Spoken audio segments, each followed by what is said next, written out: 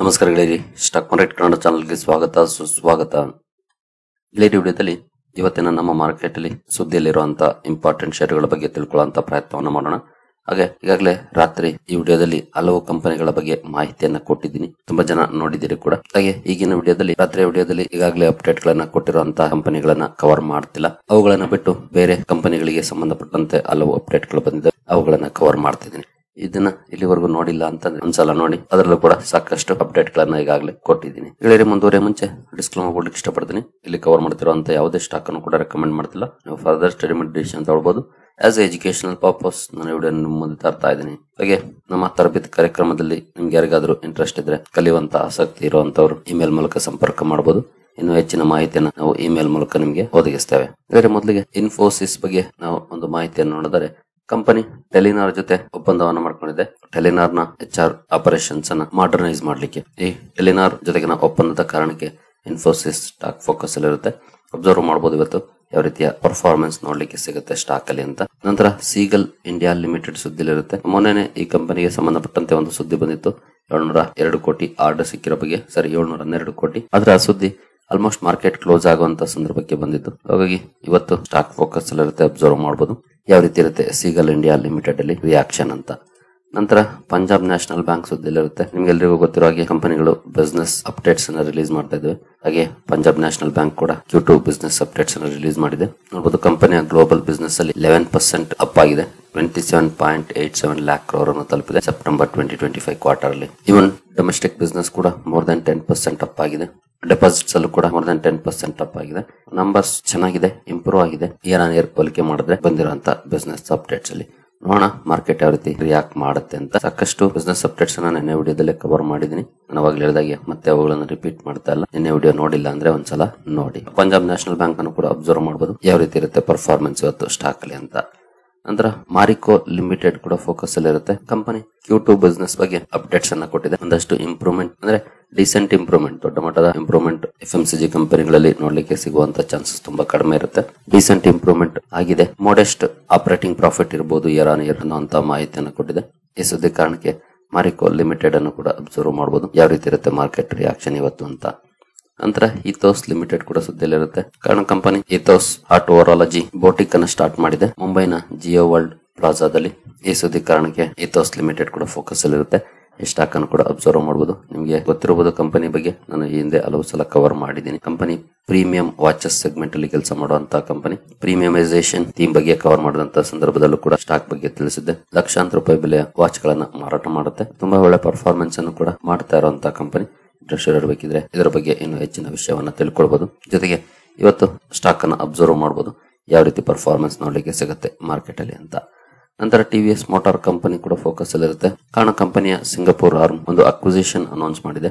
Engines engineering SPA ಅನ್ನುವಂತ ಕಂಪನಿಯಲ್ಲಿ 100% stake ಅನ್ನ ತಗೊಳ್ತಿದೆ. ಈ ಅನೌನ್ಸ್ಮೆಂಟ್ ನ ಕಾರಣಕ್ಕೆ ಫೋಕಸ್ ಅಲ್ಲಿ ಇರುತ್ತೆ. ಇದನ್ನು ಸಹ ಅಬ್ಸರ್ವ್ ಮಾಡಬಹುದು ಯಾವ ರೀತಿ ಇರುತ್ತೆ ಮಾರ್ಕೆಟ್ ಅಲ್ಲಿ ಪರ್ಫಾರ್ಮೆನ್ಸ್ ಅಂತ. ನಂತರ ಕ್ರಿಸ್ಟಲ್ ಇಂಟಿಗ್ರೇಟೆಡ್ ಸರ್ವಿಸಸ್ ಲಿಮಿಟೆಡ್ ಕೂಡ ಫೋಕಸ್ ಅಲ್ಲಿ ಇರುತ್ತೆ. ಕಾರಣ ಕಂಪನಿಗೆ 2 ಕಾಂಟ್ರಾಕ್ಟ್ ಸಿಕ್ಕಿದೆ. ಒಟ್ಟು 157 ಕೋಟಿ ಮೊತ್ತದ 2 ಕಾಂಟ್ರಾಕ್ಟ್ಸ್ ಈ ಕಂಪನಿಗೆ ಸಿಕ್ಕಿದೆ. ಈ ಸುದ್ದಿ ಕಾರಣಕ್ಕೆ ಕ್ರಿಸ್ಟಲ್ ಇಂಟಿಗ್ರೇಟೆಡ್ ಸರ್ವಿಸಸ್ ಅನ್ನು ಕೂಡ ಅಬ್ಸರ್ವ್ ಮಾಡಬಹುದು ಯಾವ ರೀತಿ ಇರುತ್ತೆ ಮಾರ್ಕೆಟ್ ಅಲ್ಲಿ ರಿಯಾಕ್ಷನ್ ಕ್ರಿಸ್ಟಲ್ ಇಂಟಿಗ್ರೇಟೆಡ್ ಸರ್ವಿಸಸ್ ಅಲ್ಲಿ ಅಂತ. ನಂತರ ಇನ್ಸುಲೇಷನ್ ಎನರ್ಜಿ ಲಿಮಿಟೆಡ್ ಕೂಡ ಸುದ್ದಿಯಲ್ಲಿರುತ್ತೆ. ಕಾರಣ ಕಂಪನಿ 5 ಸ್ಟೆಪ್ ಡೌನ್ ಸಬ್ಸಿಡಿಯರೀಸ್ ಅನ್ನ ಫಾರ್ಮ್ ಮಾಡಿದೆ. ಸೋಲಾರ್ ಪವರ್ ಪ್ಲಾಂಟ್ ಗೆ ಸಂಬಂಧಪಟ್ಟಂತ ಕೆಲಸಗಳನ್ನ ಮಾಡಲಿಕ್ಕೆ 5 ಸ್ಟೆಪ್ ಡೌನ್ ಸಬ್ಸಿಡಿಯರೀಸ್ ಅನ್ನ ಫಾರ್ಮೇಶನ್ ಮಾಡಿದೆ. ಈ ಸುದ್ದಿ ಕಾರಣಕ್ಕೆ ಇನ್ಸುಲೇಷನ್ ಎನರ್ಜಿ ಲಿಮಿಟೆಡ್ ಅನ್ನು ಕೂಡ ಅಬ್ಸರ್ವ್ ಮಾಡಬಹುದು ಯಾವ ರೀತಿಯಾಗಿರುತ್ತೆ ಮಾರ್ಕೆಟ್ ರಿಯಾಕ್ಷನ್ ಅಂತ. ನಂತರ ಧನಲಕ್ಷ್ಮಿ ಬ್ಯಾಂಕ್ ಲಿಮಿಟೆಡ್ ಕೂಡ ಸುದ್ದಿಯಲ್ಲಿರುತ್ತೆ. ಇದು ಕೂಡ ಬಿಸ್ನೆಸ್ ಅಪ್ಡೇಟ್ಸ್ ಅನ್ನ ರಿಲೀಸ್ ಮಾಡಿದೆ. ಬಿಸ್ನೆಸ್ ಅಪ್ಡೇಟ್ಸ್ ಕಾರಣಕ್ಕೆ ಸುದ್ದಿಯಲ್ಲಿರುತ್ತೆ ನೋಡಬಹುದು. Q2 total business rises 17.5% to 30,147 crore. 17.5% rise ಆಗಿದೆ ಬಿಸ್ನೆಸ್. ಅಡ್ವಾನ್ಸಸ್ ಕೂಡ ರೈಸ್ ಆಗಿದೆ. ಹಾಗೆ ಕಾಸಾ ರೇಷಿಯೋ ಕೂಡ 6.6% ರೈಸ್ ಆಗಿದೆ. ಈ ರೀತಿಯ ಪರ್ಫಾರ್ಮೆನ್ಸ್ ಅನ್ನ ಮಾಡಿದೆ. ಚೆನ್ನಾಗಿದೆ, ಇಂಪ್ರೂವ್ ಆಗಿದೆ ಕಂಪನಿಯ ಬಿಸ್ನೆಸ್ ಪರ್ಫಾರ್ಮೆನ್ಸ್. ನೋಡೋಣ ಫುಲ್ ನಂಬರ್ ಬಂದಾಗ ಇನ್ನು ಕ್ಲಾರಿಟಿ ಸಿಗುತ್ತೆ ರಿಸಲ್ಟ್ ಬಗ್ಗೆ. ಇವತ್ತು ಬಿಸ್ನೆಸ್ ಅಪ್ಡೇಟ್ಸ್ ಕಾರಣಕ್ಕೆ ಸುದ್ದಿಯಲ್ಲಿರುತ್ತೆ. ಸ್ಟಾಕ್ ಅನ್ನ ಅಬ್ಸರ್ವ್ ಮಾಡಬಹುದು ಯಾವ ರೀತಿ ಇರುತ್ತೆ ಪರ್ಫಾರ್ಮೆನ್ಸ್ ಅಂತ. ನಂತರ Ujjivan small finance bank limited ಕೂಡ ಸುದ್ದಿಯಲ್ಲಿರುತ್ತೆ. ಕಂಪನಿಯ ಬಿಸ್ನೆಸ್ ಅಪ್ಡೇಟ್ಸ್ ರಿಲೀಸ್ ಆಗಿದೆ. Ujjivan small finance bank reports robust growth across key metrics. ಹಲವು ಮೆಟ್ರಿಕ್ಸ್ ಅಲ್ಲಿ ಅಂದ್ರೆ ಕೀ ಇಂಪಾರ್ಟೆಂಟ್ ಆಗಿರುವಂತಹ ಮೆಟ್ರಿಕ್ಸ್ ಏನಿದಾವೆ ಅಲ್ಲೆಲ್ಲೂ ಕೂಡ ಒಳ್ಳೆ ಗ್ರೋತ್ ನೋಡ್ಲಿಕ್ಕೆ ಸಿಕ್ಕಿದೆ. ಲೋನ್ ಬುಕ್ ನೋಡಬಹುದು. ಡೆಪಾಸಿಟ್ಸ್ 14% ರೈಸ್ ಆಗಿದೆ. ಲೋನ್ ಬುಕ್ ಕೂಡ 14% ರೈಸ್ ಆಗಿದೆ. ಹಾಗೆ ಟೋಟಲ್ ಸೆಕ್ಯೂರ್ಡ್ ಬುಕ್ ಕೂಡ ತುಂಬಾ ಒಳ್ಳೆ ಗ್ರೋತ್ ಅನ್ನ ಕಂಡಿದೆ. ಈ ಎಲ್ಲ ಅಪ್ಡೇಟ್ ಕಾರಣಕ್ಕೆ ಸ್ಟಾಕ್ ಫೋಕಸ್ ಇರುತ್ತೆ, ಅಬ್ಸರ್ವ್ ಮಾಡಬಹುದು. ಉಜ್ಜೀವನ್ ಸ್ಮಾಲ್ ಫೈನಾನ್ಸ್ ಬ್ಯಾಂಕ್ ಅಲ್ಲಿ ಯಾವ ರೀತಿ ಪರ್ಫಾರ್ಮೆನ್ಸ್ ಬರುತ್ತೆ ಅಂತ. ಇನ್ನು ಕೇಸರ್ ಇಂಡಿಯಾ ಲಿಮಿಟೆಡ್ ಕೂಡ ಫೋಕಸ್ ಅಲ್ಲಿ ಇರುತ್ತೆ. ಕಾರಣ company 8100 square metre land acquire ಮಾಡಿದೆ ನಾಗ್ಪುರಲ್ಲಿ. ಈ 8100 ಸ್ಕ್ವೇರ್ ಮೀಟರ್ ಲ್ಯಾಂಡ್ ಅಕ್ವಿಸಿಷನ್ ಕಾರಣಕ್ಕೆ ಕೇಸರ್ ಇಂಡಿಯಾ ಲಿಮಿಟೆಡ್ ಕೂಡ ಫೋಕಸ್ ಅಲ್ಲಿ ಇರುತ್ತೆ. ಇದನ್ನು ಸಹ ಅಬ್ಸರ್ವ್ ಮಾಡಬಹುದು ಯಾವ ರೀತಿ ಇರುತ್ತೆ ಮಾರ್ಕೆಟ್ ರಿಯಾಕ್ಷನ್ ಅಂತ. ನಂತರ ಟಾಟಾ ಮೋಟಾರ್ಸ್ ಸುದ್ದಿಯಲ್ಲಿರುತ್ತೆ. ಟಾಟಾ ಮೋಟಾರ್ಸ್ಗೆ ಸಂಬಂಧಪಟ್ಟಂತೆ ನಾವು ಡಿಮರ್ಜರ್ ಸುದ್ದಿಯನ್ನ ಸಾಕಷ್ಟು ಸಲ ನೋಡಿದ್ವಿ. ಈಗ ಕಂಪನಿ ಡಿಮರ್ಜರ್ಗೆ ರೆಕಾರ್ಡ್ ಡೇಟ್ ಅನ್ನು ಅನೌನ್ಸ್ ಮಾಡಿದೆ.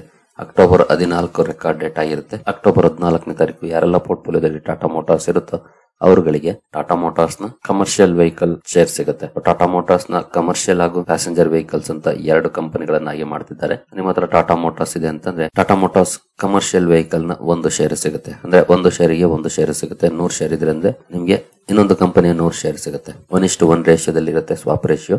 ಹಾಗೆ ಇಲ್ಲಿ ಸ್ಟಾಕ್ ಪ್ರೈಸ್ ಅಡ್ಜಸ್ಟ್ ಆಗುತ್ತೆ. ಬೋನಸ್ ಕೊಟ್ಟಾಗ ಹೇಗೆ ಸ್ಟಾಕ್ ಪ್ರೈಸ್ ಅಡ್ಜಸ್ಟ್ ಆಗುತ್ತೋ ಅದೇ ರೀತಿ ಸ್ಟಾಕ್ ಪ್ರೈಸ್ ಅಡ್ಜಸ್ಟ್ ಆಗುತ್ತೆ. ಬಟ್ ಟೋಟಲ್ ಅಮೌಂಟ್ ಅಲ್ಲಿ ಬದಲಾವಣೆ ಆಗೋದಿಲ್ಲ ಅಥವಾ ನಂಬರ್ ಆಫ್ ಶೇರ್ಸ್ ಅಲ್ಲಿ ಬದಲಾವಣೆ ಆಗೋದಿಲ್ಲ, ಅಷ್ಟೇ ಇರುತ್ತೆ. ಬಟ್ ಇನ್ನೊಂದು ಕಂಪನಿಯ ಶೇರ್ಗಳು ಸಿಗುತ್ತೆ ಟಾಟಾ ಮೋಟಾರ್ಸ್ ಕಮರ್ಷಿಯಲ್ ವೆಹಿಕಲ್ಸ್. ಹಾಗೆ ಪ್ರೈಸ್ ಡಿಸ್ಕವರಿ ಅದೆಲ್ಲ ನೆಕ್ಸ್ಟ್ ಇರುತ್ತೆ.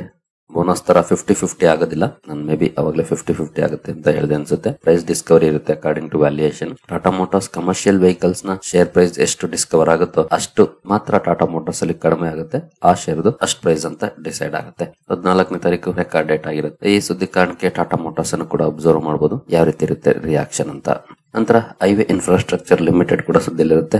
ಕಾರಣ ಕಂಪನಿಗೆ 2 ಇಪಿಸಿ ಆರ್ಡರ್ ಸಿಕ್ಕಿದೆ. ಪಿಎಂ ಇ ಬಸ್ ಸೇವಾ ಸ್ಕೀಮ್ ಇಂದ 2 ಇಪಿಸಿ ಆರ್ಡರ್ ಸಿಕ್ಕಿದೆ. ಎಕ್ಸಾಕ್ಟ್ ಅಮೌಂಟ್ ಎಷ್ಟು ಅಂತ ಮೆನ್ಷನ್ ಆಗಿಲ್ಲ, ಬಟ್ 2 ಕಾಂಟ್ರಾಕ್ಟ್ಸ್ ಅಂತ ಇದೆ. ಈ ಸ್ಟಾಕ್ ಅನ್ನು ಕೂಡ ಅಬ್ಸರ್ವ್ ಮಾಡಬಹುದು ಯಾವ ರೀತಿ ಇರುತ್ತೆ ಮಾರ್ಕೆಟ್ ರಿಯಾಕ್ಷನ್ ಈ ಸುದ್ದಿಗೆ ಅಂತ. ಇನ್ನು ಪ್ರೈಮರಿ ಮಾರ್ಕೆಟ್ ಕಡೆ ಬಂದ್ರೆ ಪೇಸ್ ಡಿಜಿಟೆಕ್ ಐಪಿಒ ಇವತ್ತು ಲಿಸ್ಟ್ ಆಗ್ತಾ ಇದೆ. ನೋಡಬಹುದು ಆಸ್ ಆಫ್ ನೌ ಪ್ರೀಮಿಯಂ ನೋಡಿದ್ರೆ 5.5% ಇದೆ. ನೋಡೋಣ ಎಷ್ಟಕ್ಕೆ ಲಿಸ್ಟ್ ಆಗುತ್ತೆ ಅಂತ. ಇತ್ತೀಚಿನ ಹಲವು ಐಪಿಒಗಳು ಡಿಸಪಾಯಿಂಟ್ಮೆಂಟ್ ಅನ್ನ ಮಾಡಿದೆ. ನೋಡೋಣ ಪೇಸ್ ಡಿಜಿಟೆಕ್ ಯಾವ ರೀತಿ ಲಿಸ್ಟ್ ಆಗುತ್ತೆ ಅಂತ. ಇನ್ನು ವಿವರ್ಕ್ ಇಂಡಿಯಾ ಐಪಿಒ ಓಪನ್ ಇರುತ್ತೆ ಸಬ್ಸ್ಕ್ರಿಪ್ಷನ್ ಗೆ. ಪ್ರೀಮಿಯಂ ನೋಡಬಹುದು ಬಿಲೋ 1% ಇದೆ ಆಸ್ ಆಫ್ ನೌ. ಅಂತ ಒಳ್ಳೆ ಪ್ರೀಮಿಯಂ ಏನು ಕಾಣ್ತಾ ಇಲ್ಲ ವಿವರ್ಕ್ ಅಲ್ಲಿ. ಹಾಗೆ ಟಾಟಾ ಕ್ಯಾಪಿಟಲ್ ಇವತ್ತಿಂದ ಓಪನ್ ಆಗ್ತಾ ಇದೆ. 2.3% ಪ್ರೀಮಿಯಂ ಇದೆ ಆಸ್ ಆಫ್ ನೌ ನೋಡಬಹುದು.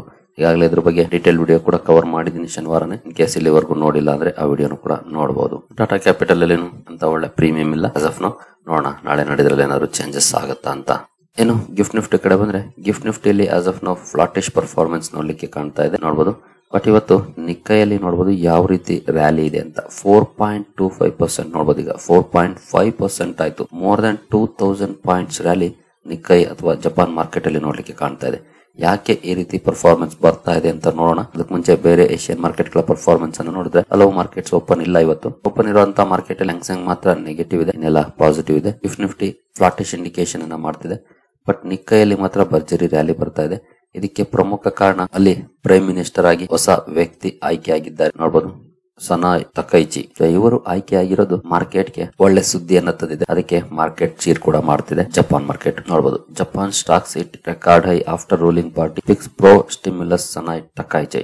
ಪ್ರೋ ಸ್ಟಿಮ್ಯುಲಸ್ ಎಕಾನಮಿಗೆ ಸ್ಟಿಮ್ಯುಲಸ್ ಪ್ಯಾಕೇಜ್ ಕೊಡುವಂತ ಇಂಟ್ರೆಸ್ಟ್ ಅನ್ನು ಹೊಂದಿರುವಂತವರು ಪ್ರೋ ಮಾರ್ಕೆಟ್ ವ್ಯಕ್ತಿ ಅಂತಾನೆ ಹೇಳ್ಬಹುದು. ಹಾಗಾಗಿ ಇವರ ಆಯ್ಕೆ ಏನಿದೆ ಇದು ಮಾರ್ಕೆಟ್ ನ ರೆಕಾರ್ಡ್ ಹೈಗೆ ತಗೊಂಡೋಗ್ತಾ ಇದೆ ಜಪಾನ್ ಅಲ್ಲಿ. ಇನ್ನು ಕ್ರೂಡ್ ಕಡೆ ಬಂದ್ರೆ ಕ್ರೂಡ್ ಅಲ್ಲಿ ನೋಡಬಹುದು ರ್ಯಾಲಿ ಇದೆ ಇವತ್ತು. 1.38% ಅಪ್ ಅಲ್ಲಿ ಟ್ರೇಡ್ ಆಗ್ತಿದೆ as of now. Brent gold ಕೂಡ ನಿಯರ್ಲಿ 1% ಅಪ್ ಅಲ್ಲಿ ಟ್ರೇಡ್ ಆಗ್ತಿದೆ.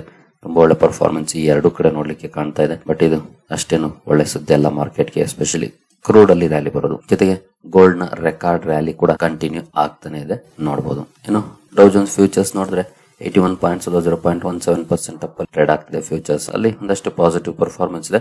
But gift nifty flattish indication ಅನ್ನ ಮಾಡ್ತಿದೆ.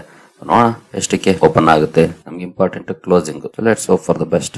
ಸರಿಗಳೇ, ಈ ಎಲ್ಲ ಅಪ್ಡೇಟ್ಸ್ ನಿಮಗೆ ಇಷ್ಟ ಆಗಿದೆ ಅನ್ಕೊಳ್ತೀನಿ. ಮುಂದಿನ ವಿಡಿಯೋದಲ್ಲಿ ಸಿಗೋಣ. ಅಲ್ಲಿವರೆಗೂ ಜೈ ಹಿಂದ್, ಜೈ ಕರ್ನಾಟಕ.